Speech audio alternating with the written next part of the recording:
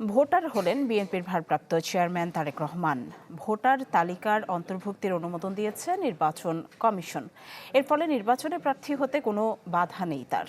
গতকাল ঢাকা ১৭ আসনের ভোটার হতে আবেদন করেন তিনি। দেন আঙুলের ছাপ, আইরিশের প্রতিচ্ছবি ও বায়োমেট্রিক তথ্য।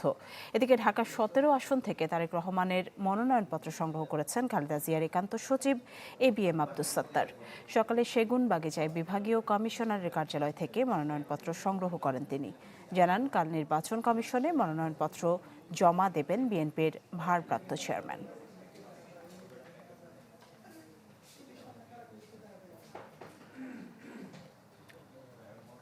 পাপরিকা আর মেক্সিকান মশলার মাইন্ড ব্লাস্টিং ফ্লেভারের ডিটোস পার্টি হবে জোস যদি থাকে ডিটোস। দর্শক, এই বিষয়ে আরও জানাতে আমাদের সাথে নিউজ রুম থেকে সরাসরি যুক্ত হচ্ছেন আশিকেন প্রিন্স। যেমনটি জানাচ্ছিলাম যে তারেক রহমান তো ভোটার হলেন, এখন নির্বাচনে প্রার্থী হতে তার আর কোনো আইনি বাধা থাকলো কিনা? নিশি ২০০৭ এবং ৮ সালের দিকে ছবিযুক্ত ভোটার তালিকা প্রণয়ন করার একটি বিধান শুরু হয়। তো তারেক রহমান সে সময় জেলে এবং বিদেশে থাকার কারণে সেই সুযোগটি তিনি নিতে পারেননি বা ভোটার হতে পারেননি। তো দীর্ঘ ১৭ বছর পর দেশে ফিরে এসে গতকাল তিনি নির্বাচন ভবনে যান এবং সেখানে গিয়ে ফিঙ্গারপ্রিন্ট, চোখের আইরিশ এবং বায়োমেট্রিক নেওয়া হয় এবং একই সাথে তিনি ভোটার হবার জন্য আবেদন করেন।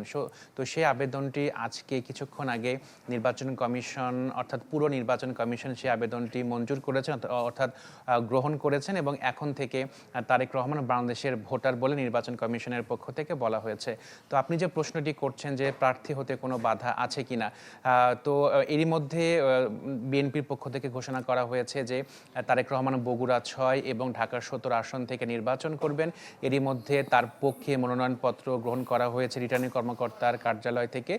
তো যখন মনোনয়নপত্র গ্রহণ করা হয়েছে তখন কিন্তু আসলে এনআইডি নাম্বার বা ভোটার নাম্বার এরকম কিছু লাগে না, আইনি বাধ্যবাধকতা নেই।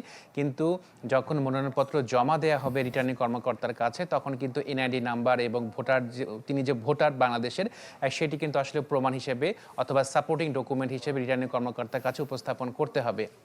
যেহেতু তারেক রহমান এনআইডি নাম্বার পেয়ে গেছেন, একই সাথে ভোটার তালিকায় অন্তর্ভুক্ত হলেন, এখন কিন্তু তার প্রার্থী হতে আর কোনো তার কোনো কিন্তু আইনি বাধা নেই, অর্থাৎ তিনি এখন নির্বাচনে প্রার্থী হতে পারবেন, কোনো আইনি বাধা নেই। তো অনেকে প্রশ্ন করেন যে আসলে তফসিল ঘোষণা হয়ে গেছে, এরকম পরিস্থিতিতে তারেক রহমান ভোটার হতে পারলেন কিনা অথবা কিভাবে করা হলো।